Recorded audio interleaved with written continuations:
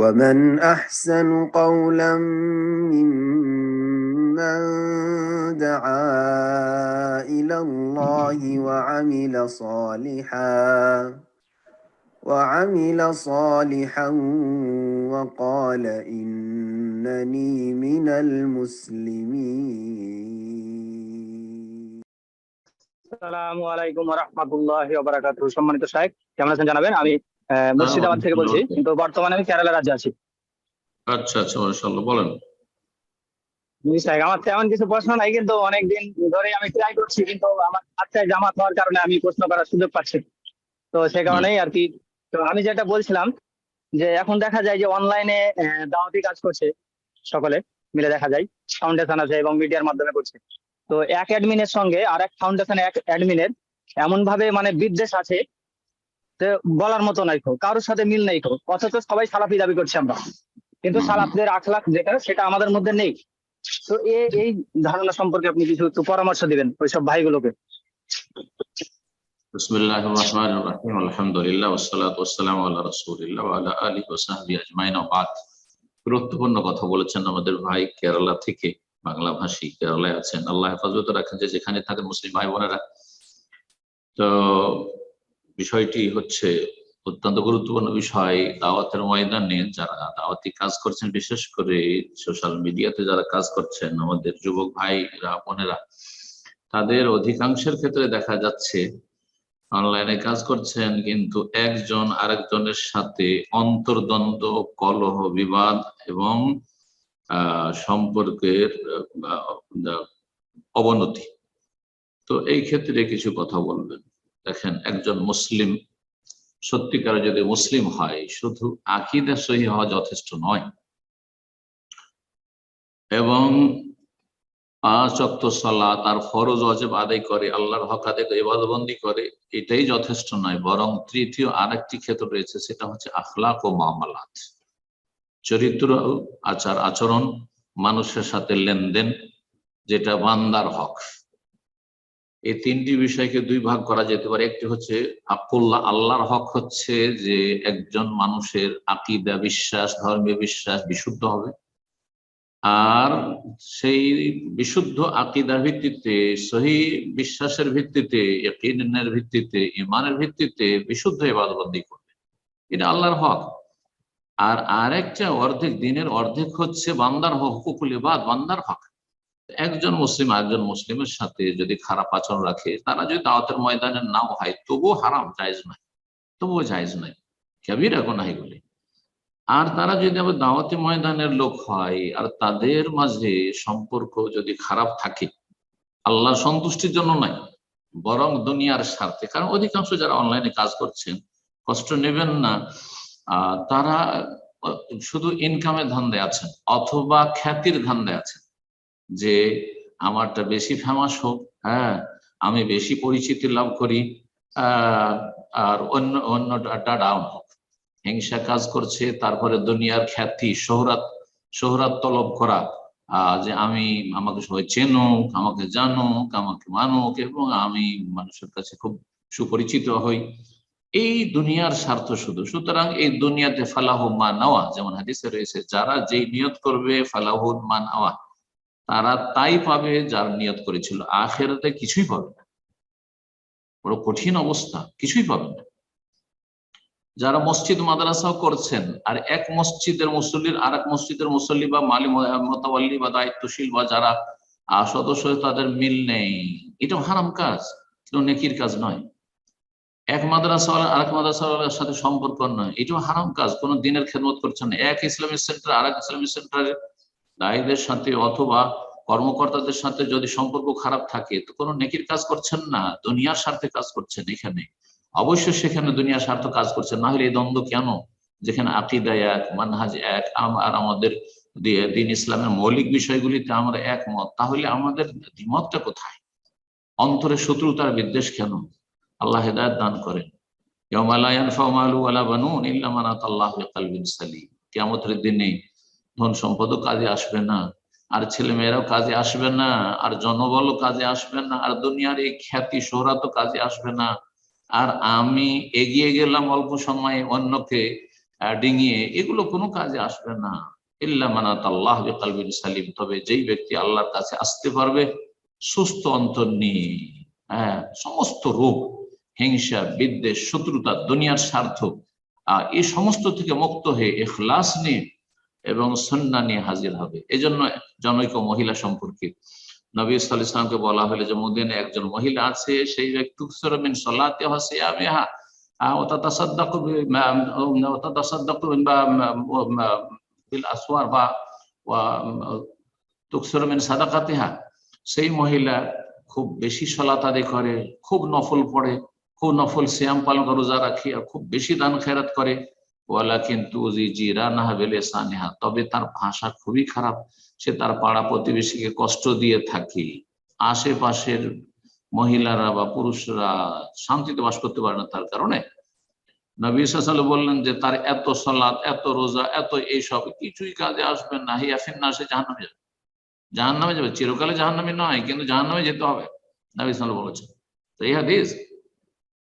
আরেকজনের কথা জিজ্ঞাসা করা হলো যে আরেকজন আছে, সে খুব বেশি সালাত আদায় করে না, লা তুকসিরু মিন সালাতি ওয়া সিয়ামিহা, ফরজটা আদায় করে, ফরজ 5 ওয়াক্ত আদায় করে, বাস ফরজটা আছে, হয়তো সুন্নত নফল বেশি নেই, তাহাজ্জুদ তো নেই, সালাতুল দুহা নেই, আর শুধু রমজানের ফরজ সিয়ামগুলি পালন করে, আর অল্প স্বল্প কিছু দান খেরাত করে।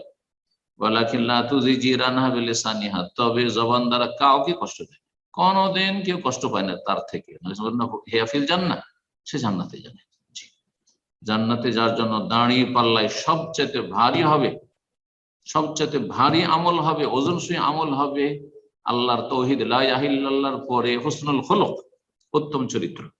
আল্লাহ রাব্বুল আলামিন যেন উত্তম চরিত্র গঠন করার তৌফিক দান করেন। আগে আদব শিখতে হবে, আখলাক শিখতে হবে, তারপরে দাওয়াতের ময়দানে নামতে হবে।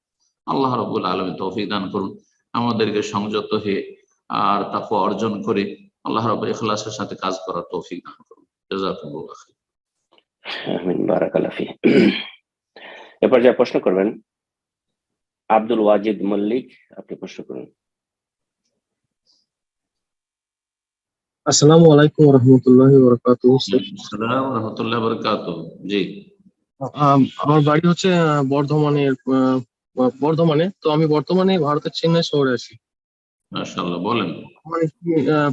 আমার একটি মানে পারিবারিক সম্পর্কে একটি প্রশ্ন ছিল, যেটা হচ্ছে গ্রামে সাধারণত হিংসা একটু বেশি হয়ে থাকে এবং প্রতিবেশী এবং আত্মীয়দের মধ্যে হয়ে থাকে। ভাইদের পক্ষ থেকে না কার পক্ষ থেকে? আত্মীয়দের মধ্যে থেকে। আত্মীয় মানে নিজের ভাইরা নয়? না না, হ্যাঁ নিজের ভাই বলতে যেমন আমাদের সম্পর্কে মানে খুব ঘনিষ্ঠ সম্পর্ক, চাচা অথবা এরকম আশেপাশে। জি জি, আচ্ছা আচ্ছা আচ্ছা, তো ভাই বোন, হ্যাঁ হ্যাঁ হ্যাঁ। তুলনামূলক অনেক ভালো। জি, তো হিংসার মানে খুব অত্যন্ত বেশি রূপ ধারণ করলে মানে একটা ঝগড়া বিবাদ সাধারণত হয়েই থাকে। তো একটা মানে অন্য পরিবেশ সৃষ্টি হয়। তো এই দিক দিয়ে কথা অথবা অপবাদ, গীবত এটা সাধারণত মানে সুযোগ পায়, আর পথে পথে পথে ঝগড়া বিবাদও সৃষ্টি করে। তো এই ক্ষেত্রে আমাদের পারিবারিক যা সদস্যরা আমাদের ওদের সঙ্গে মিশতে বারণ করে। এক্ষেত্রে নবী সাল্লাল্লাহু আলাইহি ওয়াসাল্লাম তো আত্মীয়তার সম্পর্ক বজায় রাখতে বলেছেন, যেটা না করলে একটি গুনাহের কাজ, এবং বাড়ির সদস্য এবং আব্বা মায়ের কথা যদি না মানা হয় সেটাও একটা কাবিরা গুনাহ। তো এক্ষেত্রে আমার করণীয় কি, গুরুত্বপূর্ণ কোনটা বেশি, যে ওরা যদিও সৎ উদ্দেশ্যে বলে যাতে ফিতনায় না পড়তে হয়, ঝগড়া বিবাদ না হয়, সেই জন্য আমাকে পরামর্শ দিতে। আপনার প্রশ্ন বুঝতে পেরেছি আমি, ঠিক আছে। দুটো বিষয়ের সমন্বয়, এক হচ্ছে যে আমার নিকট আত্মীয়, চাচা, চাচাতো ভাই, ধরেন এরা যারা আছে বাড়ির বাইরে, এক কথায় তারা হিংসা করে বা শত্রুতা করে, তাদের সাথে কেমন আচরণটা হবে। আর এই ক্ষেত্রে তারা হিংসা আর শত্রুতা করে, যার ফলে আব্বা হয়তো অথবা বড় যারা আছে পরিবারে, তারা তাদের সাথে চলাফেরা করতে নিষেধ করে। আর আত্মীয়দের সাথে সম্পর্ক ছিন্ন করা হারাম, আত্মীয়দের সাথে সম্পর্ক ছিন্ন করা হারাম। এখন আর আব্বার হুকুম মানাও ফরজ, বাপ মায়ের হুকুম মানাও ফরজ, আর আত্মীয়তার সম্পর্ক ছিন্ন করা হারাম। বাপ মা বলছে আত্মীয়দের সাথে যারা হিংসা করে, শত্রুতা করে, তাদের সাথে সম্পর্ক ছিন্ন করো। দুটোর কিভাবে সমন্বয় করবে? দুটো সমন্বয় এইভাবে করবেন, সেটা হচ্ছে আল্লাহ কোরআনে কারীমে সূরা লোকমানে বলেছেন, ওয়াইন জাহাদাকা আলা তুশরিকা বিমা লাইসা লাকা বিহি ইলম ফালা তুতিহুমা ওয়া সাহিবহুমা ফিদ দুনিয়া মারুফা। যদি তোমার পিতামাতা তোমাকে শিরিক করতে বলে মা লাইসা লাকা বিহি ইলম, যে সম্পর্কে তোমাকে আল্লাহ জ্ঞান দেননি, মানে শিরকের ধর্ম আল্লাহ কখনো নাযিল করেননি, ফালা তুতিহুমা, তাদের কথা মানবে না। অন্যায় কাজ শিরক বলে সমস্ত অন্যায়ের দিকে ইঙ্গিত করে দেওয়া হয়েছে। যে কোনো ইসলাম বিরোধী কাজ, সম্পর্ক ছিন্ন করো, চাচার সাথে কথা বলবে না, চাচাকে সালাম দিবে না, চাচাতো ভাইদের সাথে কথা বলবে না দেখা হইলে, এইরকম যদি কথা বলে তাহলে আল্লাহ বলছেন ফালা তুতিহুমা, বাপ মায়ের কথা শুনিও না, তাদের আনুগত্য করিও না, তবে বাপ মায়ের সাথে খারাপ আচরণ করিও না। সাহিবহুমা ফিদ দুনিয়া মারুফা, তাদের সাথে যতদিন দুনিয়ায় রয়েছে যত অন্যায় করুক না কেন আর অন্যায় করতে বলুক না কেন, তাদের সাথে সৎ ব্যবহার করতে থাকে, সদাচরণ করতে থাকে। বাপ মায়ের সাথে ভালো আদবের সাথে কথা বলতে হবে, বাপ মাকে বোঝাবার চেষ্টা করতে হবে, তাদের দিনের জ্ঞান নেই, আপনার যতটুকু জ্ঞান হয়েছে তাদের জ্ঞান নেই। আর আমাদের দেশের অধিকাংশ মানুষ সংকীর্ণতায় ভোগে, সংকীর্ণ চিন্তা চেতনা, সামান্যতেই এত সংকীর্ণতা যে বলাই যায় না। কোরবানির গোশত কাউকে দিবেও না, আর কেউ দিতে আসলে ফিরিয়ে দেবে, সামান্য একটু মনোমালিন্য হয়েছে সেই জন্য। আকিকার গোশত কাউকে দিতে যাবে না, কারণ ওর সাথে মনোমালিন্য বা দিতে আসলে নেবে না। বিয়ে শাদিতে সমস্ত রাগ ঝাড়বে, কোন একটা কিছু হয়েছে না, ওর বিয়েতে যাব না, ইত্যাদি ইত্যাদি। এই যে সংকীর্ণতা, আল্লাহ হেদায়েত দান করেন সবাইকে। তো এইরকম ক্ষেত্রে বাপ মায়ের কথা শুনবে না, কিন্তু তাদের সাথে ভালো আচরণ করতে হবে। আর তারা কষ্টও দিচ্ছে। আর একটা দিক হচ্ছে যে আপনার চাচা অথবা চাচাতো ভাই আত্মীয় স্বজন যারা আছে তারা কষ্টও দিচ্ছে, দুর্ব্যবহার করছে, হিংসা করছে, শত্রুতা করছে। তাহলে কি করব? দেখেন, তাদের সাথে সম্পর্ক ছিন্ন করা হারাম। লা ইয়াদখুলুল জান্নাতা কাতিউন, নবী সাল্লাল্লাহু আলাইহি ওয়াসাল্লাম সম্পর্ক ছিন্নকারী জান্নাতে যাবে। সুতরাং সম্পর্ক ছিন্ন করব। সামনাসামনি দেখা হয়ে যাচ্ছে তারপরে মুখ ঘুরিয়ে অন্যদিকে চলে যাচ্ছে, এটা হারাম। সালাম দেব না, দেখা হলো সামনাসামনি সালাম দিলাম না, এটা হারাম। তবে বসে বসে গল্প করতে হবে চাচার সাথে, চাচাতো ভাইয়ের সাথে, বা তাদের বাড়ি যেতে হবে, জরুরি। এটা জরুরি। তারা কষ্ট দিচ্ছে, তারা হিংসা করছে, তারা শত্রুতা করছে, রাস্তাঘাটে দেখা হচ্ছে, যখনই দেখা হবে সালাম দেওয়া, সালাম আলাইকুম, ওয়ালাইকুম সালাম, কেমন আছো, ভালো আছে, চাচা কেমন আছেন, ভালো আছেন, হয়ে গেল। জি, এতটা করতেও যদি বাধা দেয়, কথা বলবি না, সালাম দিবি না, তখন বাপ মায়ের কথা শুনবে।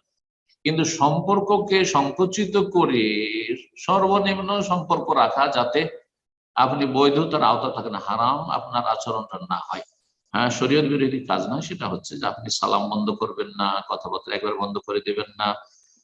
যেটাকে বলা হয়েছে লা ইয়াহিলুল মুসলিমিন আন ইয়াহজুরা আখাহু সালাসান, কোন মুসলিম ভাইয়ের জন্য জায়েজ নয় যে তার মুসলিম ভাই থেকে 3 দিন কথা বন্ধ করে থাকবে, অথচ দেখা সাক্ষাৎ ইয়ালতাকিয়ানে, দেখা সাক্ষাতের সুযোগ হচ্ছে, পাড়া প্রতিবেশী, আর ফায়ুরিদু হাযা হাযা আনহু ওয়া ইউরিদু হাযা আনহু, এইদিকে মুখ ঘুরিয়ে নিচ্ছে, ওইদিকে মুখ ঘুরিয়ে নিচ্ছে, এইরকমটা মোটেই জায়েজ নয়, হালাল নয়, হারাম। ওয়া খায়রুহুম আল্লাযী ইয়াবদাউ বিসসালাম, ওই দুই মানুষের মাঝে, দুই লোকের মাঝে সবচেয়ে ভালো ওই লোক যে আগে সালাম দিতে পারে। আপনি সালাম দিবেন, ওরা সালাম যদি নাও দেয়, খারাপ আসবে, আপনি সালাম দিবেন। আল্লাহ কোরআনে কারীমে বলছেন সূরা ফুসসিলাতে, যে যাতে বলা হয়েছে যে তুমি ইদফা বিল্লাতি আহসান, ইদফা ওয়ালা তাস্তাবিল হাসানাতু ওয়ালা সাইয়্যা, ভালো আর মন্দ দুটো সমান হতে পারে। ইদফা বিল্লাতি হি আহসান, যেটা বেশি ভালো দিয়ে মন্দকে দূর কর। শুধু ভালো দিয়ে দূর করতে বলা হয়নি, আহসান দিয়ে, হাসান দিয়ে নয়, যেটা বেশি ভালো।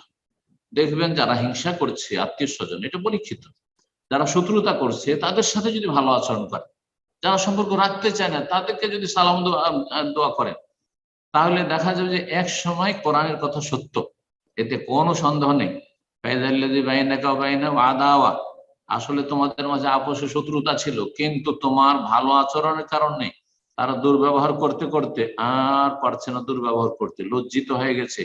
কান্নাহু ওয়ালিউন হামিম, অন্তরঙ্গ বন্ধুতে পরিণত। যারা অন্তরঙ্গ বন্ধু না হোক, শত্রুতা ছেড়ে দেবে আর নির্জনে নিজেকে ধিক্কার দিবে, তিরস্কার করবে, আর তারপরে এক সময় অবশ্যই বড় অনুতপ্ত, লজ্জিত হবে। তো ভালো দিয়ে, যেমন পেশাব পায়খানা কাপড়ে লেগে গেলে, গায়ে লেগে গেলে ভালো পানি খুঁজেন, ময়লা পানি খুঁজেন না যে ময়লা পানি দিয়ে দূর করে নি, কেন ভালো পানি ব্যবহার করবো। ভালো পানি দিয়ে পেশাব পায়খানা পরিষ্কার করেন কাপড়ের শরীরে, ঠিক তেমনি ভালো আচরণ দিয়ে খারাপ লোকদের যে খারাপ আচরণ সেটা দূর করার চেষ্টা করবেন। আল্লাহ তৌফিক দান করেন। আমি এ পর্যায়ে প্রশ্ন করবেন বিপ্লব হাসান, আপনি প্রশ্ন করুন।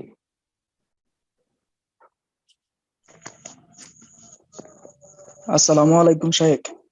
ওয়ালাইকুম আসসালাম ওয়া রাহমাতুল্লাহি ওয়া বারাকাতুহু। জি আমি বাংলাদেশ থেকে বলছি, বলেন, কোন district? Mymensingh district. Mymensingh district বলবেন। জি। তিরমিজিতে ইবনে আব্বাস রাদিয়াল্লাহু তাআলা থেকে বর্ণিত, নবী করিম সাল্লাল্লাহু আলাইহি সাল্লাম বলেছেন, যদি সমস্ত উম্মত একত্রিত হয় তোমার উপকার করার জন্য, তাহলে তারা সকলে মিলে অতটুকুই উপকার করতে পারবে যতটুকু আল্লাহ তাআলা তোমার জন্য লিখে রেখেছেন। জি। আবার ক্ষতির বেলায় একই কথা। এই হুম। উক্ত হাদিসটা আর কি সহি কিনা? সহি, জি হাদিস সহি। জি তবে ভালো করার চেষ্টা করতে হবে। মানুষের তাই বলে যে উপকার করবো না বা উপকার নেব না, নয়। একে অপরের আমরা পরিপূরক সহযোগিতার প্রয়োজন রয়েছে।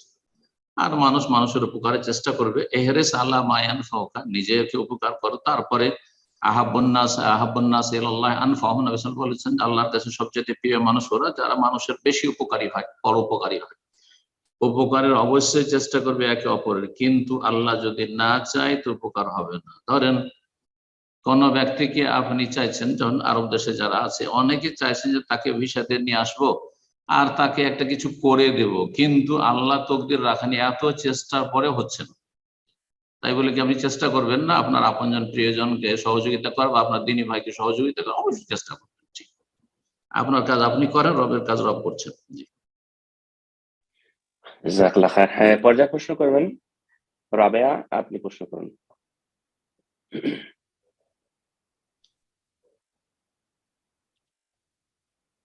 জি রাবেয়া, আপনার ফোনটা আনমিউট করে নিন, প্রশ্ন করুন।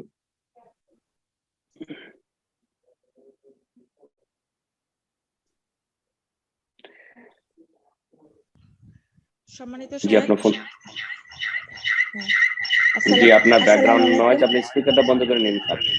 সিস্টার, আপনার স্পিকারটা বন্ধ করুন। আমি আসলে বুঝতে পারতেছি না আমার মোবাইলটা কোথায় কি হয়েছে। আপনার দুইটা ফোন মনে হয় ওপেন করা আছে, দুইটা অ্যাপ ওপেন থাকতে পারে, অথবা আপনার ব্যাক স্পিকার ওপেন থাকতে পারে।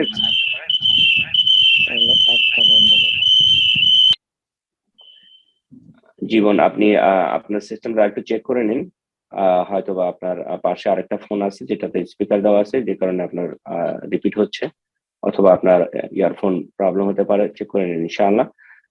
আপনাকে আমরা পরবর্তীতে আবারও সুযোগ করে দেবো। এরপর যা প্রশ্ন করবেন কাজী বান্নায়া, আপনি প্রশ্ন করুন। আসসালামু আলাইকুম ওয়া রাহমাতুল্লাহি ওয়া বারাকাতুহু। সম্মানিত শাহেখ, জি আমি বাংলাদেশ ঢাকা থেকে বলছিলাম। বলেন। আমি কোশ্চেন হচ্ছে যে খুতবায় খতিব সাধারণত তো এভাবেই আমাদের খুতবা দেয় বা নবী সাল্লাল্লাহু আলাইহি ওয়াসাল্লাম দিয়েছেন যে নসিহা, যে সামাজিক কিংবা রাষ্ট্রীয়, পারিবারিক, হারাম হালাল, ইবাদত বিষয়ে, মুআমালাত বিষয়ে, যে কোনো বিষয়ে মুসলিমকে না কোরআন হাদিসের আলোকে নসিহা করা। এখন কোন খতিব যদি এমন করেন যে তার একটা কমিটি থাকে, মসজিদ কমিটি আছে কিংবা মাদ্রাসা কমিটি আছে, এটা কিন্তু সহিহ আকীদার কথা বলতেছে, আহলে হাদিস মসজিদ, তো সেখানে তাদের ভেতরে কিছু ক্ষোভ আছে। তো ইসলাম তার মনে হয় যে তার পেছনে ষড়যন্ত্র হচ্ছে, এরকম কিছু সে মনে করে, তো সে কি জুমার খুতবায় পুরাটাই এই তার ব্যক্তিগত ব্যাপারটা ফোকাস করতে পারে মুসল্লিদের সামনে? এটাই শুধু তার খুতবা হলো যে ভেতরে কি হচ্ছে। এখন দূর দূরান্ত থেকে অনেক মুসল্লি আসে যারা কিনা এই মসজিদ সম্পর্কে কিংবা এগুলি না, তারা আসে কিছু নসিহা নিতে, আহলে হাদিস যেহেতু সহিহ আকীদার, তো সেখানে কি এরকম করাটা ঠিক? এটা এবং জি বুঝেছি। কোন এক জুমা মসজিদে খুতবা দিচ্ছেন খতিব সাহেব, মসজিদ আহলে হাদিস।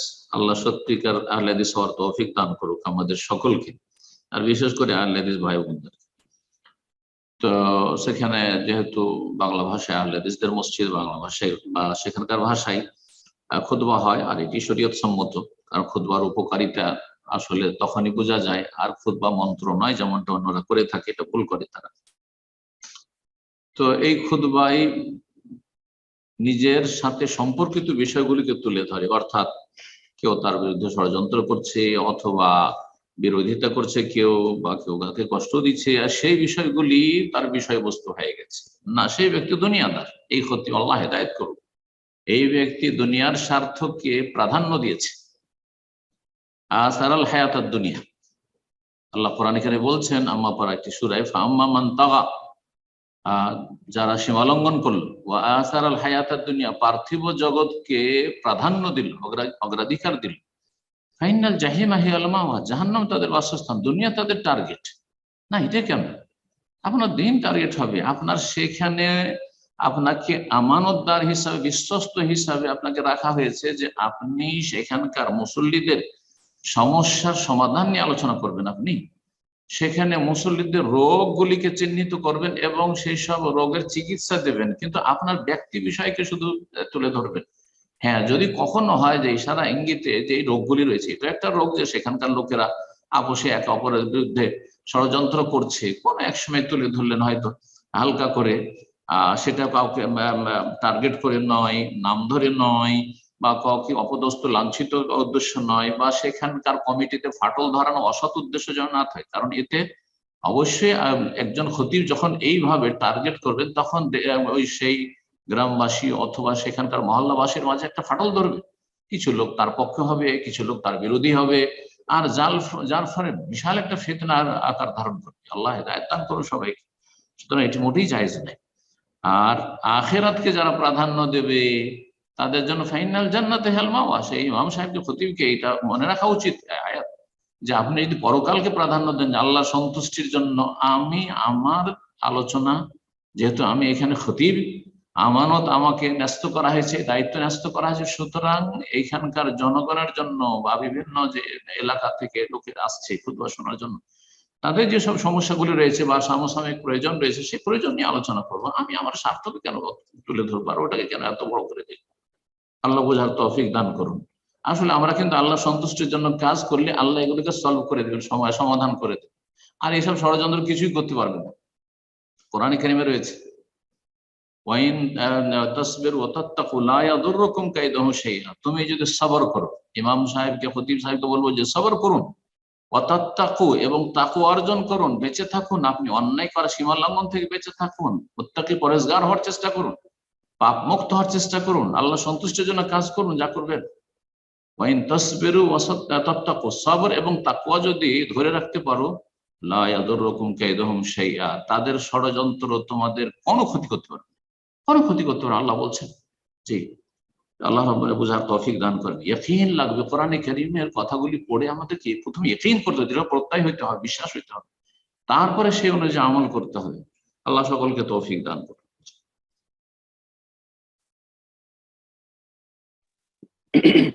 প্রশ্ন করবেন নাজবুল শেখ, আপনি প্রশ্ন করেন।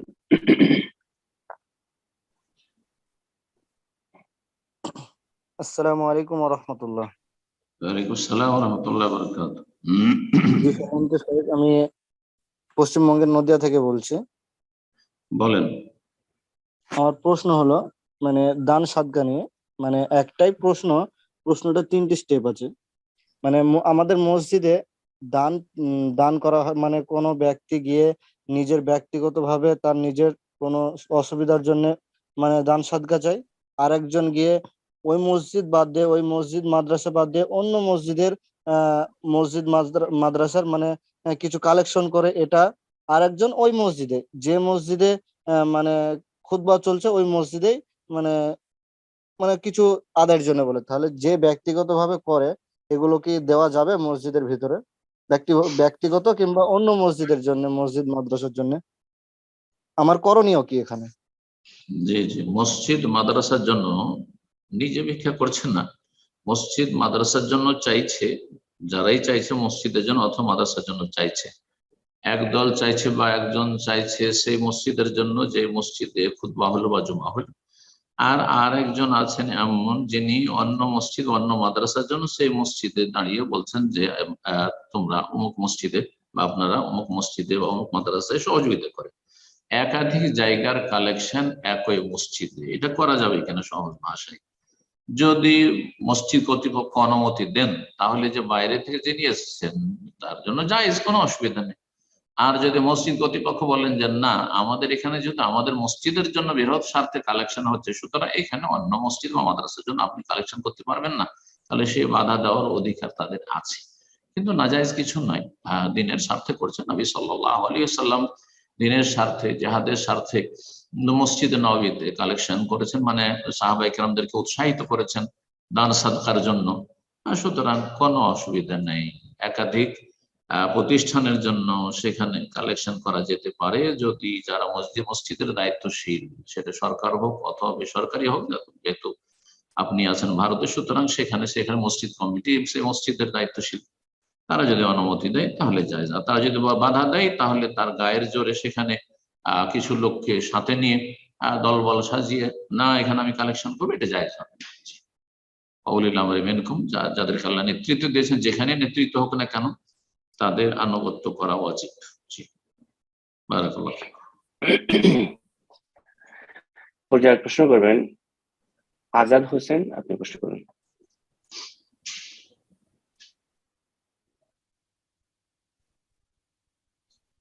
আসসালামু আলাইকুম ওয়া রাহমাতুল্লাহ।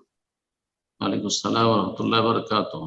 জি, প্রথম সঞ্চালকের কাছে একটা পরামর্শ, ইয়ারফোন দা যখন আলোচনা শুনি তাহলে সাউন্ড বেশি হয়, ইয়ারফোন ছাড়া শুনলে সাউন্ড একদম কম হয়, একটু দেখার জন্য আর কি। আর আমার প্রশ্ন হচ্ছে যে হাদিসে একটা কথা আছে যে 3টা কথা দুষ্টমি করে মজাক করে বললো নাকি কার্যকারী হয়ে যায়, এটা কি 3টা কথা বুঝতে পারছেন? হাদিসে আছে, তো হাদিস জানেন না আপনি? সালাসুহুন্না, হ্যাঁ, সালাসুন জিদ্দুহুন্না জিদ্দুন ওয়া হাজলুহুন্না জিদ্দুন। নবী সাল্লাল্লাহু আলাইহি ওয়াসাল্লাম 3টি বিষয় রয়েছে যে জিদ্দুহুন্না জিদ্দুন, সত্যি সত্যি বললে সত্যি সত্যি হয়, ওয়া হাজলুহুন্না জিদ্দুন, আর রসিকতা করে যদি কেউ বলে,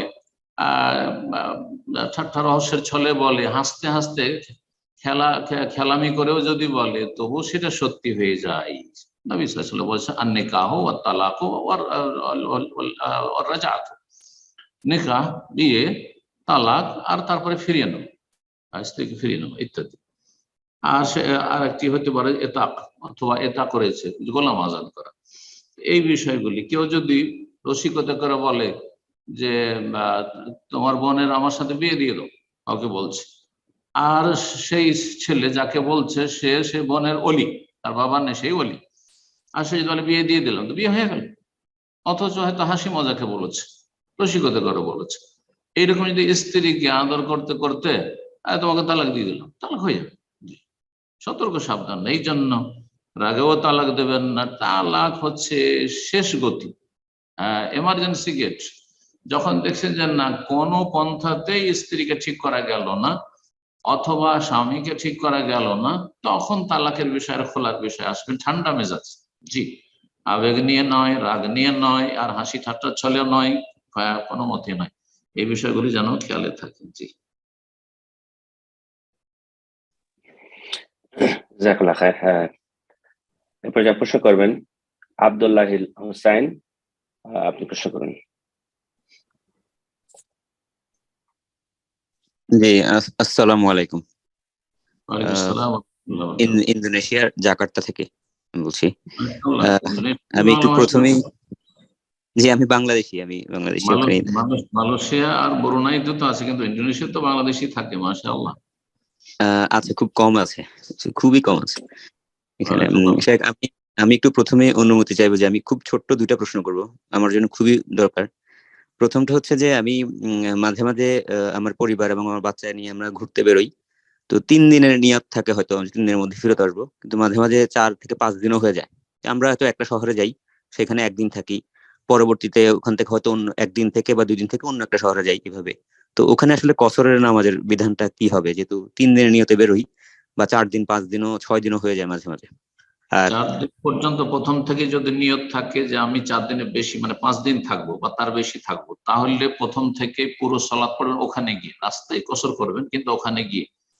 আচ্ছা, সেটা একটি শহরে হইতে হবে, কিন্তু আপনি ধরেন 10 দিন থাকবেন, কিন্তু কোনো জায়গায় 4 দিনের বেশি না, বিভিন্ন শহরে, যেমনটা আপনি বললেন আপনার প্রশ্নতে বুঝলাম যে আমরা কিন্তু একটি শহরে থাকি না, এক শহরে 2 দিন, আর এক শহরে 2 দিন, আর এক শহরে 2 দিন করতে করতে ধরেন কেউ 5টি শহরে 10 দিন থাকলো, তাহলে অবশ্যই কসর করতে থাকবে, কারণ কোন জায়গায় একই জায়গায় 4 দিনের বেশি অবস্থান করেনি। আশা করি বিষয়টা বুঝতে পেরেছেন, সুতরাং কসর করবেন। জি জি প্রশ্ন ওই আপনার একটা ভিডিও থেকে দেখেছিলাম যে ওই আপনার ফরজ নামাজের পরে সুন্নতি জিকির গুলি 10টা জিকির দেখেছিলাম, এগুলা কোনটা কয়বার করে বলবো, কোনটা 3 বার কোনটা 1 বার, এটা যদি একটু ক্লিয়ার করতেন।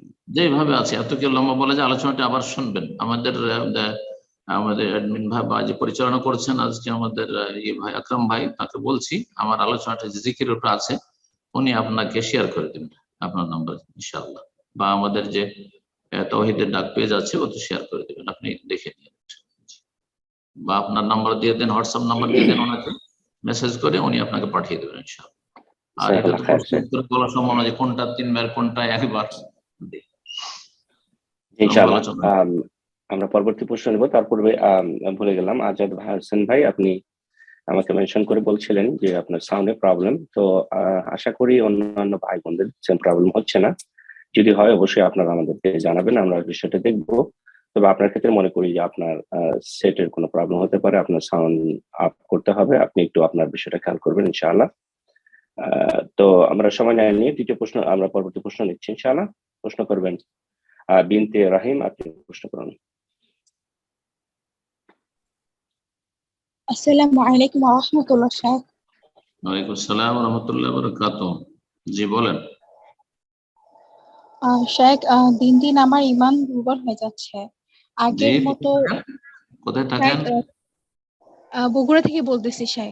আচ্ছা আচ্ছা, বলেন, প্রশ্ন ক্লিয়ার শুনেন না, বলেন।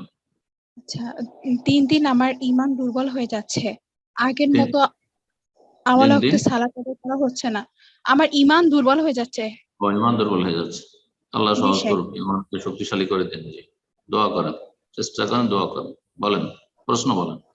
আগের মতন আমার ওয়াক্ত সালাত আদায় করা হচ্ছে না, এই ক্ষেত্রে আমার করণীয় কি? আমি কি করলে বা কি কি ইবাদতের মাধ্যমে আবার ইহসানকারী হতে পারবো, আবার আগের মতন মানে আগের যে তাকওয়াটা ছিল সেটা আবার ফিরে পাবো? ঈমানকে সতেজ করার উপায়, জি এরকম আলোচনা আমার আছে সম্ভবত, আপনি সার্চ দিলে পাবেন। আমার নামটাই ঈমানকে শক্তিশালী করার বা মজবুত করার উপায়। তো প্রথম উপায় হচ্ছে ইলমান নাফিয়া, উপকারী জ্ঞান। দিনের জ্ঞান আপনি নিয়মিত চর্চা করুন, দিনের জ্ঞান অর্জন করুন। আপনি দিন সম্পর্কে যত বেশি জ্ঞান হবে তত বেশি আপনার ঈমানে সতেজতা আসবে। ইন্নামা ইয়াখশাল্লাহ মিন ইবাদিল উলামা, আল্লাহ বলছেন নিঃসন্দেহে আল্লাহকে সত্যিকার অর্থে ভয় করে যারা হচ্ছে ওলামা। ওলামা মানে শুধু মাদ্রাসা পড়া আলেম না, যারা জ্ঞানী, যার যত বেশি জ্ঞান রয়েছে তত বেশি আল্লাহকে ভয় করবে। আল্লাহর নিয়ামত সম্পর্কে, আযাব সম্পর্কে, দুনিয়ার বিষয় সম্পর্কে, আখিরাত সম্পর্কে ইত্যাদি, আল্লাহর তাওহীদ সম্পর্কে, আল্লাহর নিয়ামত সম্পর্কে, আল্লাহ রাব্বুল আলামিন সম্পর্কে যে যত বেশি জ্ঞান অর্জন করবে। সুতরাং নিয়মিত আপনি হয় ইসলামিক বই পড়া একটা কোর্সে রাখুন যে প্রতিদিন আমি এত পৃষ্ঠা ইসলামিক বই পুস্তক পড়বো, অথবা প্রতিদিন 1 ঘন্টা 2 ঘন্টা কোন একজন ভালো আলেমের শেখের আলোচনা শুনবো। এটা একটা পদ্ধতি ঈমান তাজা রাখা, এটা আপনার জন্য রিচার্জ করবে ঈমানকে।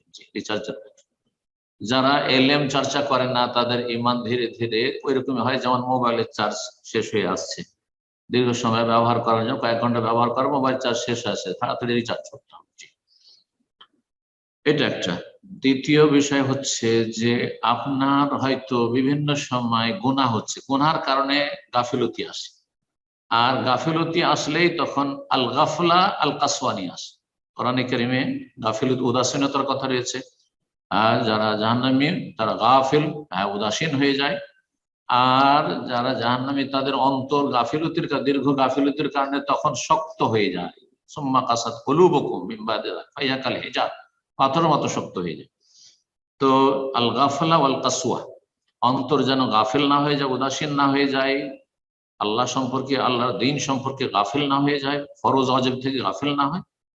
আর গাফিল বেশি হয়ে গেলে তখন অন্তর শক্ত হয়ে যাবে, তখন ঈমান দুর্বল হয়ে পড়বে। সুতরাং আপনি নিজের জীবনকে একটু দেখুন, পর্যালোচনা করে যে আমার জীবনে কি গুনাহ বেড়ে গেছে, আগে হয়তো গুনাহগুলি ছিল না, এই গুনাহগুলি বেড়ে গেছে। এটা একটি বিষয়। গুনাহকে স্টপ করুন, তওবা করে ফিরে আসুন। 3 নম্বর হচ্ছে যে আপনি বেশি বেশি জিকির আজকার করুন। আলা বিযিকরিল্লাহি তাতমাইন্নুল কুলুব, মনের প্রশান্তি লাভ করবে ঈমান আমলে, নেক কাজ করলে। শান্তি পাচ্ছেন না, সালাত আদায় করছেন গাফিলতির সাথে, কারণ আপনার গাফিলতি চলে এসেছে। বেশি বেশি জিকির আজকার করুন। ফাজকুরুনি আযকুরকুম, আল্লাহ বলছেন যে স্মরণ করো, আমি তোমাকে স্মরণ। আল্লাহ যখন স্মরণ করবে তখন আল্লাহর দিকে ধাবিত হওয়ার আল্লাহ তৌফিক দেবেন। জি, তো এই চেষ্টাগুলি করে যান। মুজাহাদা, সর্বাত্মক চেষ্টা করুন আপনি সালাত আদায় করাটাই নিয়ে। আপনার সালাত আদায় করবেন তখন আপনি দীর্ঘ সময় ধরে, একটু সময় লাগে সালাত আদায় করবেন, যে আমি আল্লাহর সাথে চুপিসারে কথা বলছি, আল্লাহর সাথে কথা বলতে সুযোগ পেয়েছি আর আমি তাড়াতাড়ি করে সেরে দেবো, এমনটা নয়। হ্যাঁ, তাহলে মন লাগিয়ে এমন ভাবে সালাত আদায়, ওয়াসজুদ ওয়াক্তারিব, সূরা আলাক এর শেষ আয়াত কি? সিজদা করো এবং আল্লাহর নৈকট্য অর্জন করো, সিজদার মাধ্যমে আল্লাহর কাছাকাছি হওয়ার চেষ্টা করো। জি, তো মুজাহিদা, এই চেষ্টাগুলি করতে হবে আপনাকে। আল্লাহ তৌফিক দান করুন। গুনাহগুলি বন্ধ করতে হবে, নেকির কাজ করে যেতে হবে, ফরজ ওয়াজিবের হেফাজত করতে হবে। অনেক সময় হয় মহিলাদের হয়তো এক সময় ছেলে মেয়ে ছিল না, এখন ছেলে মেয়ে হয়েছে, বিবাহ হয়েছে, তারপরে ব্যস্ততা বেড়ে গেছে, যার ফলে কিছু ইমানের দুর্বলতা হয়তো অনুভব করছেন, কিন্তু এটা ইমানের দুর্বলতা মনে করবেন না। অনেক হয়তো নফল কাজ করতে পারছেন না, এই জন্য যে ছেলে মেয়ের পরিচর্যা করা, তাদের দেখাশোনা করা, তরবিয়ত, তারপরে স্বামীর হক আদায় করা, এগুলো বড় নেকির কাজ। সুতরাং সেটাও যেন খেয়ালে থাকে। আল্লাহ রাব্বুল তৌফিক দান করুন এবং আল্লাহ রাব্বুল আলামিন যে এই অনুভূতি আপনাকে দিয়েছেন, আর একটি বিষয় মনে রাখবেন, যে এই অনুভূতি দিয়েছেন আমার ইমানটা যেন দুর্বল হয়ে আসছে, এটা একটা ইমান। হ্যাঁ, এটা হচ্ছে নাফসে লাওয়ামা, আপনি নিজেকে যেন তিরস্কার করছেন, তা তিরস্কার করছেন তো ফিরে আসেন, সুন্দর করার চেষ্টা করুন। আল্লাহ তৌফিক দান করুন। বারাকাল্লাহু ফিক। আমিন। প্রশ্ন করবেন আমরিন, আপনি প্রশ্ন করুন।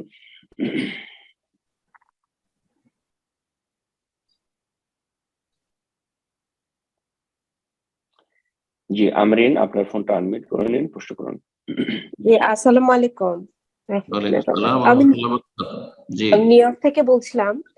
আমার বলেন। কোশ্চেন হচ্ছে, এখানে অনেকেই ব্যাংকে জব করে, আবার কিছু কিছু মানুষ, এটা আমার ফ্রেন্ডেরই কোশ্চেন, যে ও ব্যাংকে জব করতেছে, মানুষের টাকা জমা দেওয়া এবং মানুষকে আবার টাকা বুঝায় দেওয়া, এটাই তার কাজ, বা ব্যাংক অ্যাকাউন্ট খুলে দেওয়া, ব্যাংকে কেমনে টাকা জমা দিতে হবে, এইটুকুই তার কাজ। কেমনে টাকা জমা দিতে হবে, কেমনে উঠাতে হবে, এইটা সে শিখায়। তো এটা কি গুনার কাজ হচ্ছে, বা গুনাহ হলে কতখানি গুনাহ, বা কি, সেটা সম্পর্কে একটু যদি বলেন। সুদী ব্যাংকের সাথে যে কোনো রকম, বা সুদী প্রতিষ্ঠান, শুধু ব্যাংক না, সুদী ব্যক্তি, সুদখোর ব্যক্তি অথবা সুদী প্রতিষ্ঠানের সাথে যে কোনো রকমের সম্পর্ক রাখা নিরুপায় না হলে হারাম, কাবিরা গুনাহ। জি, নবী সাল্লাল্লাহু আলাইহি সাল্লাম সুদের সাথে সংশ্লিষ্ট যে কোনো ব্যক্তির উপর লানত করেছেন। লানা রাসূলুল্লাহ সাল্লাল্লাহু আলাইহি ওয়াসাল্লাম আকিলা রিবা ওয়া মুকিলাহু ওয়া কাতিবাহু ওয়া শাহিদাইহি ওয়া কালাহুম সাওয়া। রাসূলুল্লাহ সাল্লাল্লাহু আলাইহি ওয়াসাল্লাম লানত করেছেন যে সুদ খায় তার উপর, যে সুদ খায় মানে সুদের উপর টাকা নিয়ে আসে, হ্যাঁ, লোন নেই, লোন দেই, যে প্রতিষ্ঠান দেয়, যে ব্যক্তি দেয়, যে নেই, আর কাতিবাহু, যে ক্লার্ক, লিখা যত কর্মকর্তা আমলা রয়েছে, যারা লিখে একটা ফর্ম ফিল আপ করে দিল, তাতে একটা আপনার স্বাক্ষর করলো, ইত্যাদি ইত্যাদি, সহযোগিতা করে দিল, ইত্যাদি ইত্যাদি, কাতিবেরা, ক্লার্ক, শাহেদাইহি, সাক্ষী থাকলো, উইটনেস, সাক্ষী থাকলো। নবী সাল্লাল্লাহু আলাইহি সাল্লাম সকল লানত করেছেন। কাবিরা গুনাহ ছাড়া লানত হয় না। ধ্বংসাত্মক গুনাহ হচ্ছে সুদের গুনাহ। যুলুমাতুম বাযুহা ফাওকা বায, সবগুলি হচ্ছে অন্ধকার, সবগুলি হচ্ছে কাবিরা গুনাহ, একটি আরেকটির চাইতে মারাত্মক কাবিরা গুনাহ। সুতরাং সুদী প্রতিষ্ঠানের সাথে কোন রকম সম্পর্ক রাখা জায়েজ না। একমাত্র নিরুপায় যে আমার দেশে সুদী প্রতিষ্ঠান ছাড়া কিছু নেই, সুতরাং আমি আমার টাকাটা সেখানে কিছু সময় জন্য রাখবো, বাড়িতে রাখতে পারছি না হয়তো, বা কোনো কিছু এখন তাড়াতাড়ি কিনতে পারছি না, সেজন্য রেখেছি। আর যখনই বা স্যালারিটা ট্রান্সফার করে নেব সেজন্য আর অ্যাকাউন্টটা খুলেছি, আর তারপরে সেখান থেকে আমি টাকাটা নিয়ে তাড়াতাড়ি সেখান থেকে মুক্তি লাভ করব। আল্লাহ রাব্বুল আলামিন তৌফিক দান করুন। সুতরাং হালাল রুজি তলাশ করুন। হালালের বহু পথ আছে, যদিও সেটা অনেকটা সংকুচিত বর্তমান ফিতনার যুগে, কিন্তু তাতে সবর করে থাকুন, দেখবেন যে হালালে আল্লাহ বরকত দিবেন, তাতে সুস্থ থাকবেন, বালা মুসিবত থেকে মুক্ত থাকবেন, পরিবারে বরকত হবে, স্ত্রী ছেলে মেয়েতে বরকত হবে, তারা নেক হবে। আর হারাম নিজে খাবেন, হারাম উপার্জন করবেন যারা, তাদের ছেলেমেয়েরা খারাপ হয়ে যাবে, স্ত্রী খারাপ হয়ে যাবে, তাদের পারিবারিক অশান্তি হবে, শারীরিক অশান্তি হবে, মানসিক অশান্তি হবে, আর আল্লাহর গজব বিভিন্ন রকমের আসমানি জমিন বিভিন্ন রকমের গজব ডেকে নিয়ে আসবে। আল্লাহ হেফাজত করুন। বারাকাল্লাহ ফিক। এরপর যা প্রশ্ন করবেন শারমিন আক্তার, আপনি প্রশ্ন করবেন।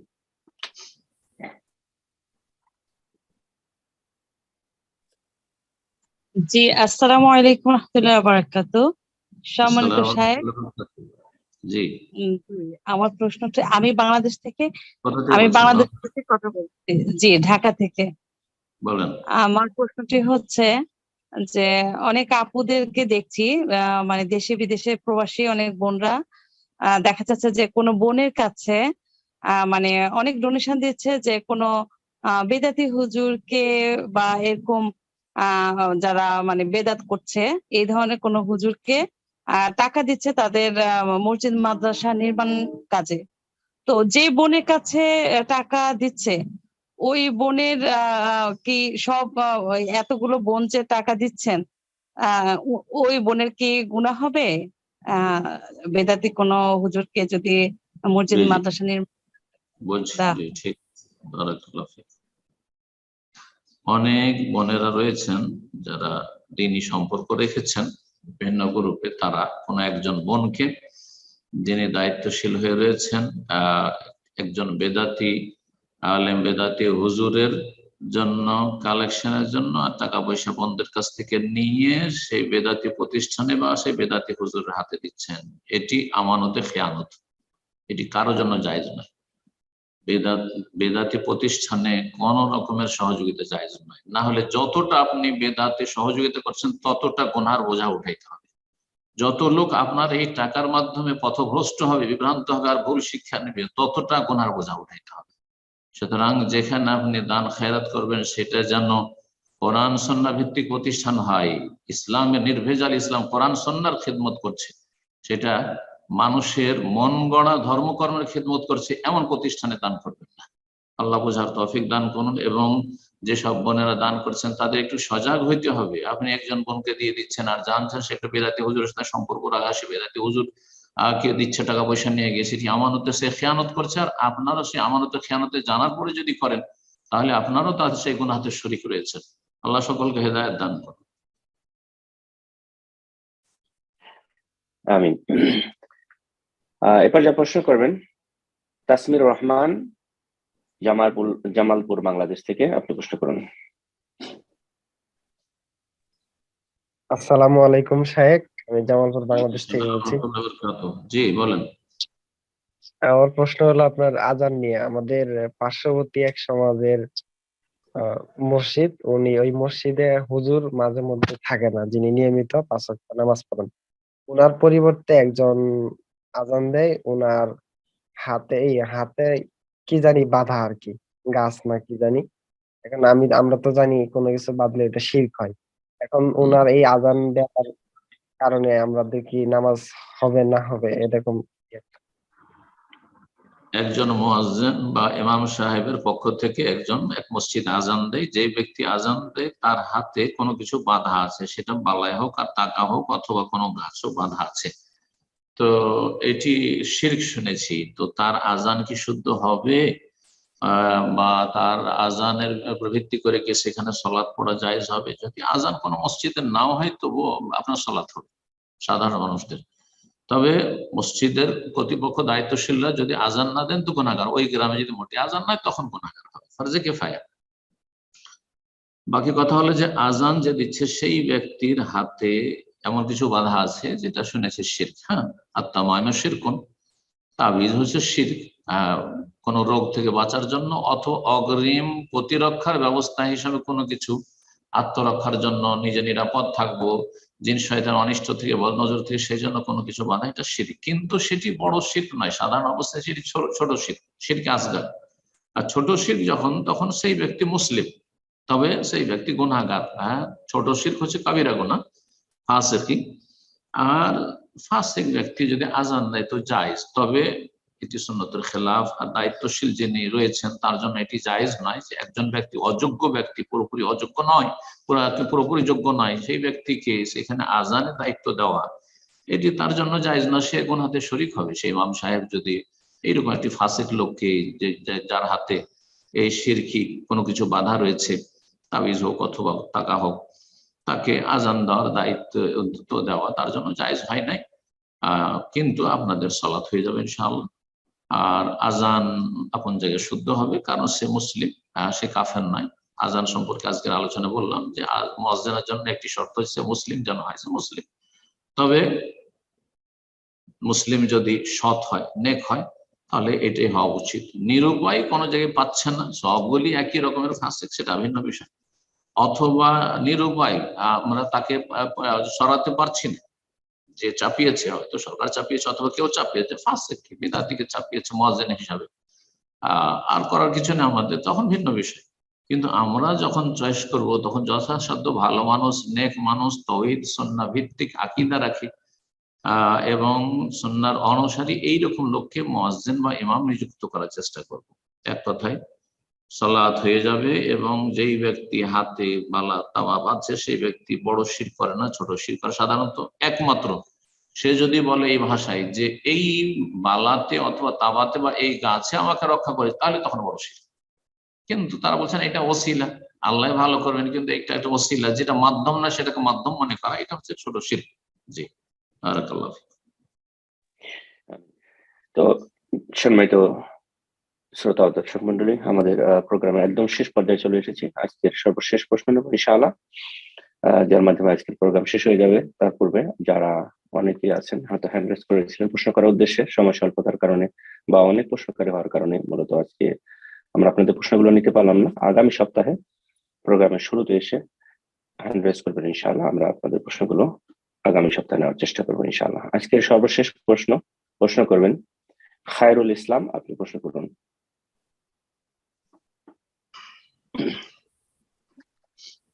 আসসালামু আলাইকুম ওয়া রাহমাতুল্লাহ। ওয়ালাইকুম আসসালাম ওয়া রাহমাতুল্লাহি ওয়া বারাকাতুহু। জি, আলহামদুলিল্লাহ, আমি সৌদি আরব থেকে আল হাসা থেকে এসেছি। মাশাআল্লাহ, বলেন। আপনার এই ইসলাম সেন্টারে যাওয়ার আল্লাহ তৌফিক দান দিয়েছিল, গেছিলাম, আপনার সাথে সাক্ষাৎ করছিলাম। আমার প্রশ্নটা হলো শেখ, যে আমরা যে ওই যে সৌদি আরবে আছি, ওই উকিলের আন্ডারে, মানে একটু ব্যতিক্রম করছে। তো আমরা যে ওই যে ফ্রি বিষয় বলে, আমাদের তো আকামার মানে মেয়াদ শেষ হয়ে গেছে, বা হয়তো ইয়ে হয়ে গেছে, মানে ডেট শেষ হয়ে গেছে। তো আমরা যে কাজগুলো করি, সে কাজগুলোকে আমাদের মানে হালাল হবে, মানে ইনকাম গুলোর কথা বলছি। রুজি হালাল কিনা, একটা হচ্ছে রুজির বিষয় আর থাকার বিষয়, দুটো ভিন্ন বিষয়। কিন্তু এখানে আপনার থাকা জায়েজ কিনা একটি মাসলা, আর একটি মাসলা হচ্ছে যে আপনার যে রুজিটা এখানে থেকে অবৈধ থেকে যে ইনকামটা করছেন, সেই রুজিটা হালাল কিনা, দুটো বিষয়। কোনটা জিজ্ঞেস করছেন আপনি? দুটোই জিজ্ঞেস করছেন না একটি জিজ্ঞেস করছেন? ওনাকে আমি মিট করেছি, তো আমি দুটো বলে দিচ্ছি, সমস্যা নেই। জি দুটোর ইনশাআল্লাহ, ব্যবস্থা বলে দিচ্ছি। জাযাকাল্লাহ খাইর।